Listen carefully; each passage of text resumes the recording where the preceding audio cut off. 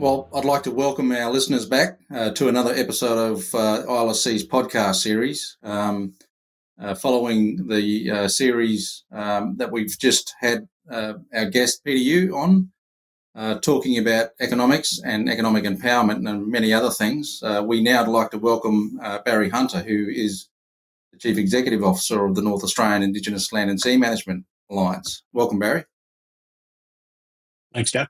I'd like to ask you a number of things, and obviously you've been in the space of working with Indigenous people, Indigenous empowerment, land and sea management, and I've known you for some time now, and so we're just going to explore and unpack some of those experiences that you have gained over the last number of years, and also where you think things might be heading into the future as well.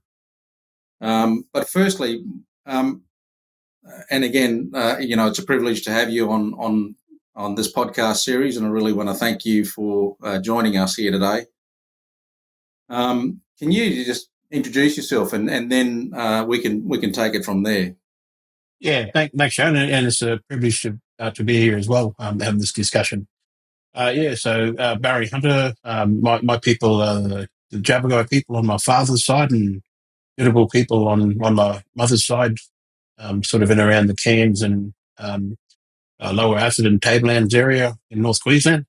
And I've worked around Indigenous land and sea management for a good part of my working life. Particularly, I started off as a ranger way back in those early days and worked as a ranger. And I guess that set up that passion to continue further the cause in and around Indigenous land and sea management or Aboriginal land cultural management, which I also term it as well. Yeah.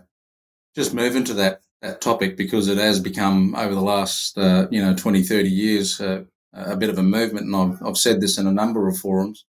I wonder if you could tell us what you think are the fundamental principles of Indigenous land and sea management.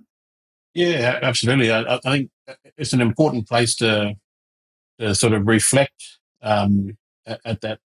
I think rangers and that early work that was in and around Indigenous land and sea management concentrated on two things. I feel one was cultural heritage, and rightfully so. A lot of people talked about maintaining and protecting their country through looking after cultural sites. And the other key aspect was that it was community-based. And so you had a lot of rangers set up either across Northern Australia or in different jurisdictions that were working in and around community, whether whippersnipping around the community level.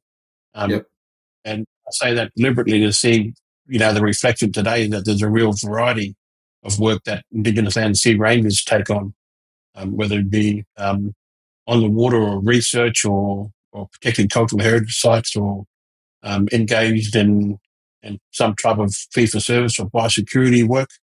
So I think they're the principles that we see today, that it's a broad range of activities that rangers are engaged in.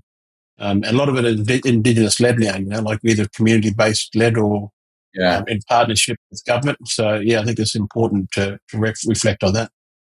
Would you say that a lot of it is also about this, this journey that First Nations have been on since the arrival of the British here around sort of self-determination? There's been this sort of movement, obviously, over a long period of time around land rights and getting people's country back. And now we're into this next movement, which is about land and sea management and caring for it in a way that's cognizant of those changes in the management, but also the bringing in of traditional knowledge as well.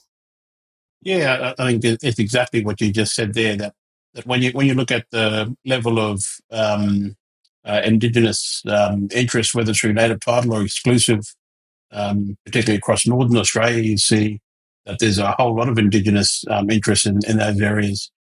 So the logical next step, and as we know that sort of we moved, from the early 90s into the 2000s, we moved to the space where people were starting to get their land back, and those lands equated to some level of responsibility and to be able to look after country. So that sort of, I think the natural transition into from those aspirations, because those aspirations didn't go away. People still wanted to look after your country and apply that knowledge that they knew that they had, and then with that application, then find the resources to be able to manage on country. So yeah, while it seems like a logical sequence, we know that there's been a sort of hard graft over those years as well. And the resources aren't always there, but people's aspirations have kept pushing through. What do you think are some of the tools that people have in terms of their traditional practices and their ability to not just look after the landscape in a biophysical way, in the way that particularly non-Indigenous people see the landscape, that is a resource to be within, but also the spiritual element of it. I just wonder if you want to share some of your thoughts around that.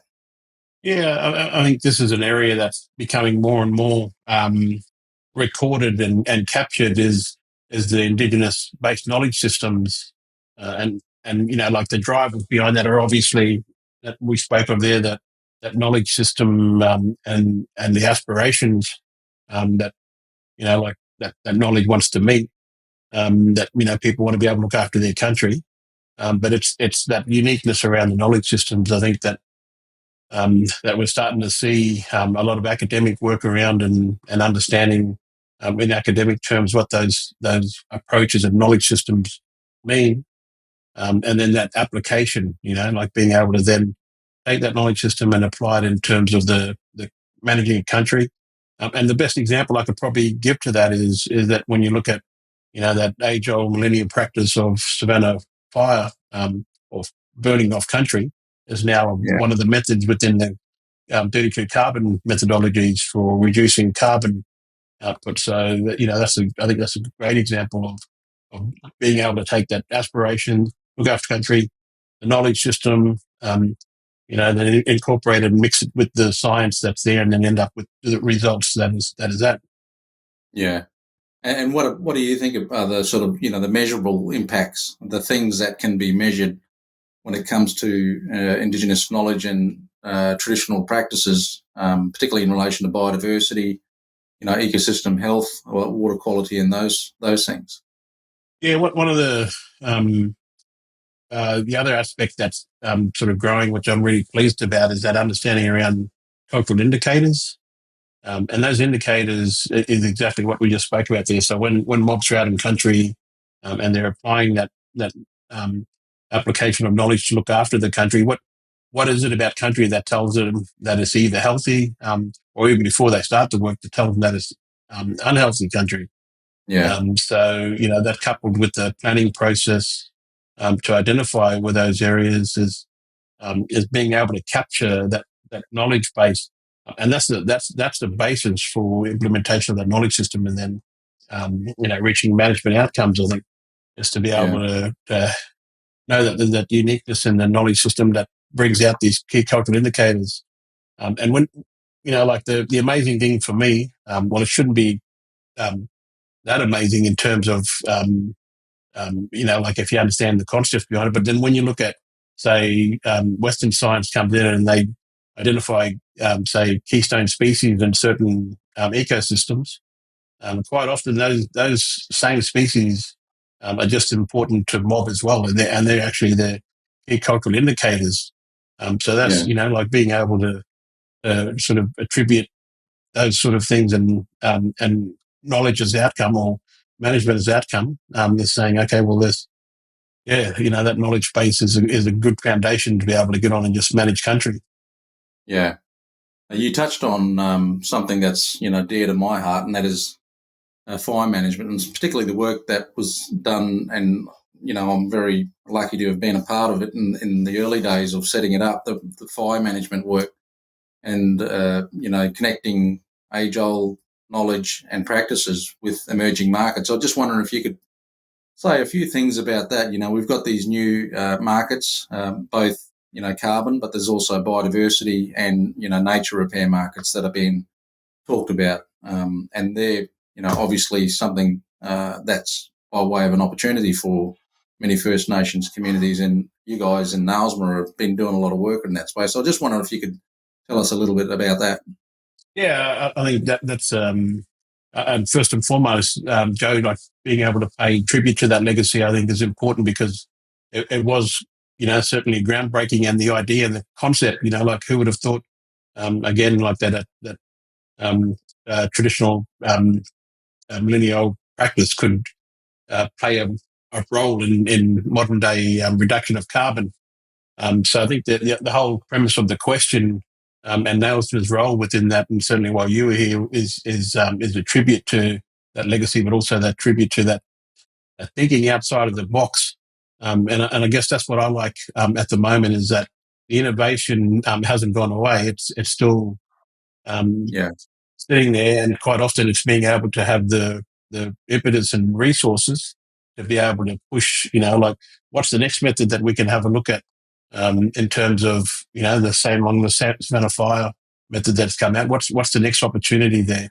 And we're doing that now through nature repair and environmental, exploring nature repair, but also broader environmental market opportunities through the development of methods, Yeah. like within sort of just a bit east of us here in the sort of West Arnhem area. We're looking at methods that can reduce the impact of feral species, outside of Kakadu. Yeah. And then we call that the feral ungulated method. So again, using that traditional knowledge base and then being able to incorporate those knowledge systems into with hard data and science and rigor, produce some management outcomes, but also produce a method that may be able to be used then for um, as a mechanism under nature repair to address land management and potential income. So I think that's the exciting thing is to investigate these types of methods. And the development of these methods, we're also exploring fire and rehabilitation, restoration work, but also, like looking at where those values already extent and they exist, that we might be able to have a look at what those values mean on country that hasn't had that level of impact, like in a permanent way, sort of looking at it and say, okay, there's good values here. Let's find a way of managing it, but also then derive income from that. So there's a number of fronts there. I think one is in the knowledge system, two, exploring new methods with the rigor and backing of science, and then being able to produce these methods so that, there's that mobs on the ground can possibly derive income from that into the future. Yeah. Just by way of a bit of a side note, I just came back from a ranger camp which was held in New South Wales, just outside of Tamworth, and in fact there were Wardigan Rangers there attending as guests, and the whole movement of Indigenous people being back on their country through rangers is happening right around the country now, and it's such an empowering thing to see. One of the questions that they asked that we are always asking ourselves is how do we in Southern Australia look at these opportunities that are applicable? Now, you might not have much knowledge about that in particular, but I just wondering if you could share some thoughts about, there's some methodologies that are being developed that are being explored in Southern Australia that might be beneficial for First Nations. Are you across any of that? Yeah, so that NALSMA is through our Indigenous Country Biodiversity Alliance, which is an alliance with Kimberley Land Council, Aboriginal Carbon Foundation, and Indigenous Desert Alliance, are looking at that, the possible methods that sit outside of the big expansion of Northern Australia, where property rights are, sort of incredibly large compared to where they're going to be a lot smaller in Southern Australia. And so what are the opportunities? Country still needs to be burnt down there. So what's the opportunity for some sort of fire method that we can build out and develop? What's the opportunity for eradication of weeds and feral species from properties? And, if that's the case, then what level of impact that then have on the rehabilitation of country? And I guess the other key thing is like there's important parts of ecosystem, whether it might be wetlands, or highly sensitive areas where certain threatened species occur. Like if those are managed for those values, and the threatening processes, again, weed referrals or other things like that are removed, then what's the opportunity for all of those things that I've spoken before? First and foremost, rehabilitation and restoration of country, but then to be able to derive an income that traditional owners can say, yeah, look, this is a real opportunity. That is being explored, and NAILSMA is playing a role with our partners. So not NAILSMA directly, but with our partners in Southern Australia. So yeah, I'm really excited about that. Yeah, I mean, that's such good news. And I think the key thing there that you're talking about is collaboration. It's Indigenous-led collaboration amongst many sort of groups around the country, which is quite profound now.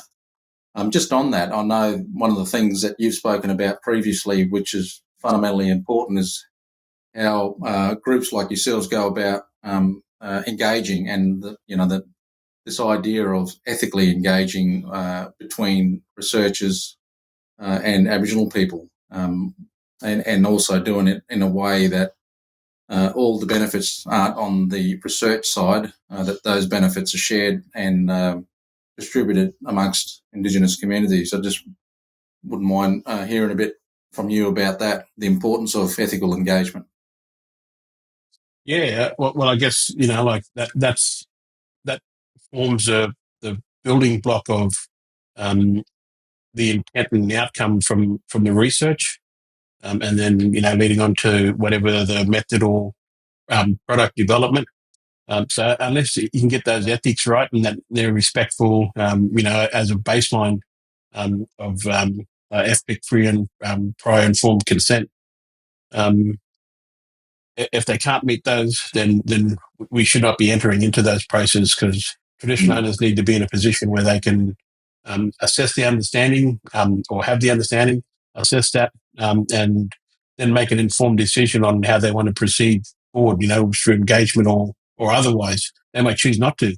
I think that's the basis of it, but there's a whole lot of different structures that sit around that, like whether through the ethics approval process or going back, like to what we spoke of in the early pieces, is the incorporation and uh, um, lead of cultural authority as the basis. Like that's no longer an aspiration. That should be a cornerstone of the project, where traditional owner and traditional authority sits and those decision making process sit, because we know that those decision making processes around that not necessarily may sit with individuals. They may sit with family groups or with a broader clan group, or a mixed match of any of those things. So being able to have a thorough and proper approach to those things, and accept and acknowledge those systems are there is the key to it. It's very important that's, like I said, that's the building block. Yeah, and I think the natural progression from that is, policy that's not just has Indigenous people sitting off to the side and contributing to it, but is Indigenous-led, in fact. And so I know that you guys at NAILSMA have done a lot of work around ensuring that policy is Indigenous-led. Do you want to just speak to that a little bit, and the importance of why policy is Indigenous-led? Yeah, there's a number of levels to that. First and foremost, one is, as we just spoke of there, like there might be that sort of individual project and institution level. But, how do we get sector-wide approaches and changes? And that really, one of the things Nelson's been working on is the National Indigenous Environmental Research Network, which, key aim is to bring out those principles, or an Indigenous-led ethics. All of those cultural authority and all of those approaches are driven from there.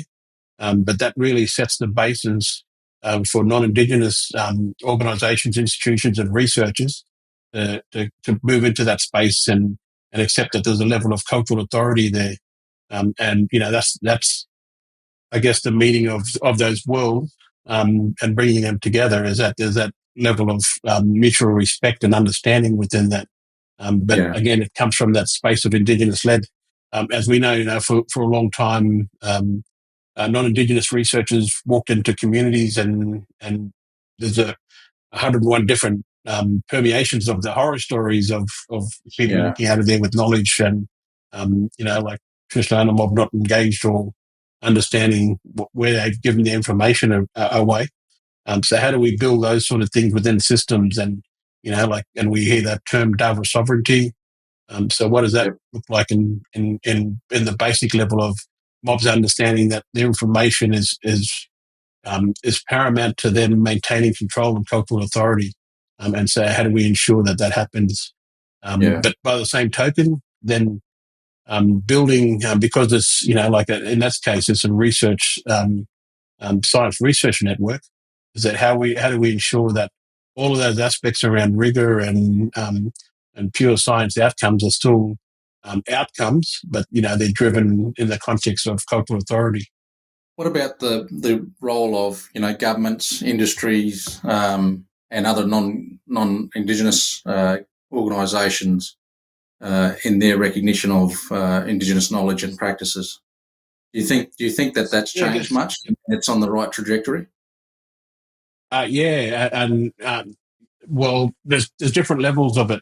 One is, I think government now are in this space of understanding and approaching with a lot more cultural competency than they have in the past. And that's a big statement, because quite often that process can stop and start again at any stage in a given project. But there's a heightened level of cultural competency, I'd say, and certainly awareness of it. So when you look at and government really are the sort of, they can set the trend within that process, long as traditional owners are demanding that there's accountability against it, because industry will follow from there. And quite often, like industry work on their own pace, which is a lot quicker than government. And, if I can give that instance in regards to the carbon industry, that there's, a level of recognition within those processes to recognise Indigenous rights and interests. But they're still very much voluntary processes, very voluntary. So the players within industry who are engaging in that space, they still have the right to opt out of some of those processes, although, there's different levels of interest that may not have their project registered if they don't deal with it right. But they're still voluntary processes. So I think being able to change those sort of things to a level of expectations where there's a sort of must and do, and they have to have those level of competencies is a task ahead of us. Now shifting to the role of the Indigenous Land and Sea Corporation, what do you think is the role of the ILSC in the space that we're talking about now? Yeah, I commend you and the organisation on the frameworks that you have come out with and the blueprints that's there, and I think being able to then I always saw that and we spoke of it, that sort of natural evolving process from owning land or having the rights, fighting for the rights, getting access to the land and having the land, and then owning the land, and then what's the next stage? And we spoke of management, but there's also the utilisation of those pieces of country in a cultural appropriate manner. A lot of people, whether there's either farm or agricultural area, there might be some mobs and pastoral activity that want to run those sort of white fellow traditional activities for utilising land, but there's a whole lot of different other activities that either have emerged or sit out there in smaller scale, bush foods, like Savannah fire, where we talk about these new methods that what may emerge out of nature repair. And I don't want to discount as well that the conservation economy is real. Look how many rangers we've got employed in this country now, and either doing fee-for-service work or cultural heritage work, that there's a real conservation economy around that now. So how do we continue to build on that? It's the framework that you guys have developed. I think that sets that basis for it and understanding for it. I see I see that natural evolving occurring, and what I was on a discussion the other day where we spoke about a method, an environmental market method that came out, and someone made the point, like even 3 years ago they didn't even know or thought about that concept. So who knows what we're going to be talking about in 2, 3, 5, 10 years. So Indigenous people need to be on the cusp of that. An organisation like ILSC needs to be driving in that framework and the policy and pushing back into government, and also importantly, driving the basis for where potential investment could go. I think that's the real sort of key to it, is that if we can show that these things are investable, we can go out there just like you can do with traditional agricultural pastoral activities, and mobs have got the ability to get money from the bank to back their activities. Then that's the real maturity within the system. Well, it's good to hear that, because, I mean, obviously there's a movement afoot in Australia, and the ILSC is a small cog in the wheel in the scheme of things. And, that's why we've got our strategy and our sector strategies that sit under that to support. But again, it's a collective movement. I just wondered, this is a bit of a cold question, whether you would offer up your thoughts around what Indigenous leadership in Australia's environmental future might be. Yeah, look, I think the future is being able to cement, as we just spoke about there, the innovative potential new emerging economy space, and having industry groups develop around that. And I'll give you a real example. If we look at carbon industry, which has now been around for 12 years, within the supply chain, we've got a lot of our mobs who are the primary producers. Their activities reduce carbon output. And if you look at the next tier in terms of buying and selling of credit, there's 3 or 4 players around that space, Indigenous-led, and there's one that I know of that has an Australian financial services license that allows them to actively to buy and trade. If we look in terms of the other parts of the service industry, to carbon, the auditing, I actually know of one Indigenous person who's an auditor, and employed by an organisation to do that. So right across the chain, like we're still misrepresented, and so you can extrapolate that out to a whole lot of different those industries, and like say emerging nature repair, and then if you look at the say conservation economy, we're in a different space there with fee for service works and that, like where mobs are actively playing in that space. But if you look behind the administrators or the rangers into the administrators, and you'll see that a lot of them are non-Indigenous, even though there might be an Indigenous organisation. So how do we build that capacity and capability right across all the different levels of sector, levels of these sectors, so that, there's more and more mobs walking into different roles. Yeah, and not just rangers all the time. So, I mean, they're obviously critical parts of it, but there's CEOs, there's finance and accountants and those sorts of things that you're talking about. Couldn't agree more, really.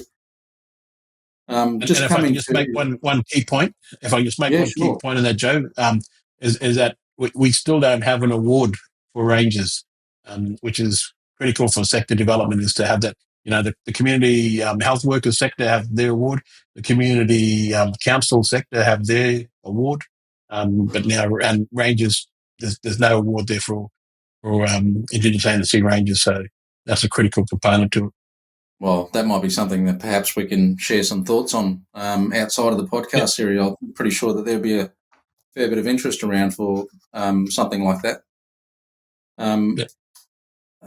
Just coming towards the sort of end of our conversation here today, I'm just wondering if you've got any particular message, particularly around, we've talked a lot about Indigenous knowledge systems and practice, or whether you think that there's one message you'd like to say about that, and then we'll move on to the next question, which is really around, what do you think is the future of Indigenous land and sea management, and if there's one particular issue that you think we need to focus on as we go forward.